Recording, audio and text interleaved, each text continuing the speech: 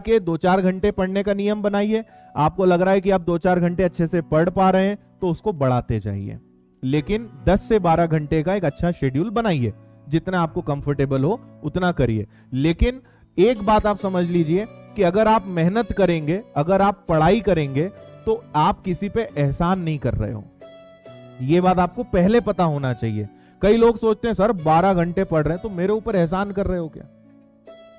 12 घंटे पढ़ के तुम किसके ऊपर एहसान कर रहे हो? खुद के ऊपर ही कर रहे हो। 12 घंटे पढ़ोगे तो सिलेक्शन तुम्हारा होगा, है ना भाई, एग्जाम निकलेगा, सिलेक्शन तुम्हारा होगा, जॉब तुम्हारी लगेगी, सैलरी किसके खाते में आएगी? मेरे खाते में आएगी क्या? तुम्हारे खाते में आएगी। सैलरी तुम्हारे खाते में आएगी तो तुम्हारा ससुराल पक्ष मजबूत होगा, शादी तुम्हारी होगी, घर परिवार तुम्हारा बसेगा, बच्चे तुम्हारे होंगे। उसमें हमारा क्या हो रहा है? तो आप किसी पे एहसान नहीं कर रहे हो, है ना। और अगर इसी का उल्टा, अगर आपने मक्कारी करी, लापरवाही करी, तो भी किसी का बिगड़ने वाला कुछ नहीं है। बिगड़ेगा भी किसका? तुम्हारा ही बिगड़ेगा। इसीलिए जो आप करेंगे उसका अच्छा या बुरा परिणाम आपको ही भुगतना है, उससे हमें कुछ नहीं होगा, है ना। ना आपके साइड वाले को, किसी को फर्क नहीं पड़ना है, आपको ही उसका, अपने कर्मों का फल आपको ही भोगना है ना। तो अच्छी मेहनत करोगे, बढ़िया सादा जीवन, उच्च विचार वाला जीवन जियोगे, घर से कोचिंग, कोचिंग से घर, मस्त मजे से पढ़ाई करोगे, 1-8 साल के अंदर आप एक ऑफिसर या इंस्पेक्टर बन गए, आपकी जिंदगी सुधरेगी। मक्कारी करोगे, बुरी संगति में पड़ोगे, 17 प्रकार के दूसरे कामों में लगोगे, जीवन आपका बर्बाद होगा, भविष्य आपका बिगड़ेगा। इसलिए आप कभी किसी पे एहसान नहीं कर रहे हैं, खुद पे। इसलिए इंसान किसी को भी धोखा दे दे, खुद को कभी नहीं दे सकता। आप अपने आप को धोखा दे सकते हो? अपने आप से झूठ बोल सकते हो? आप नहीं बोल सकते। आप सच्चाई खुद की तो जानते हो, आपको अपने बारे में तो सब पता है।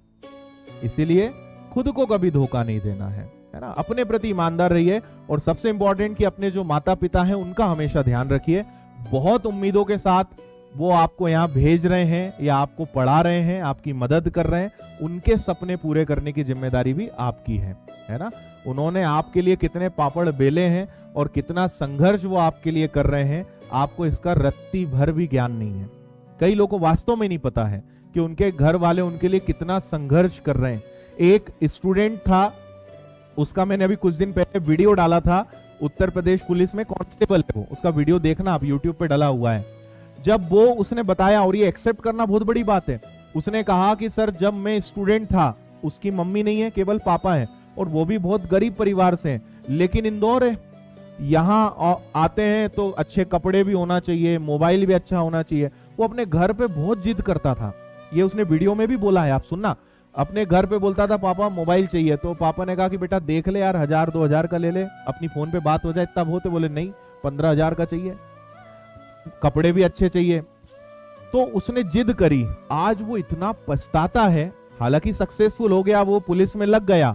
तो उसने अपना इंसिडेंट शेयर करा कि सर मेरा मोबाइल था, खराब हो गया, और आज जब मैं कमा रहा हूं, आज जब मैं उस लायक बन चुका हूं, तो आज मुझे पैसे की कदर समझ में आ रही है। मेरा मोबाइल खराब हुआ, सर आप विश्वास नहीं करेंगे, मैंने करीबन 2 से 3 महीने से एक नोकिया का मोबाइल में यूज कर रहा हूं, जबकि मैं खरीद सकता हूं, पर आज जिम्मेदारियां इतनी है मेरे ऊपर कि मैं एक सरकारी नौकरी में होते हुए, पुलिस में होते हुए, एक मोबाइल खरीदने की हिम्मत नहीं कर पा रहा हूं। तो बोले आज मुझे अपने ऊपर बहुत पछतावा होता है, शर्म आती कि मैं अपने उस समय जब मेरे पिताजी कुछ नहीं कर पाते थे या गरीब परिस्थिति थे, तो मैं उनसे जिद करता था। तो कोई भी चीज के हमेशा ना दोनों पक्ष देखिए। यहां पे आप किसी से कंपेयर मत करिए। आपको अच्छा खाने को मिल रहा है, आप अच्छी कोचिंग में आ चुके हैं, अच्छी पढ़ाई हो रही है, सफिशिएंट है, अब मेहनत करिए। इंसान को खुद खुददार होना चाहिए ना। खुद भी तो कुछ करोगे कि सब घर वालों से ही मांग मांग के काम चलाओगे?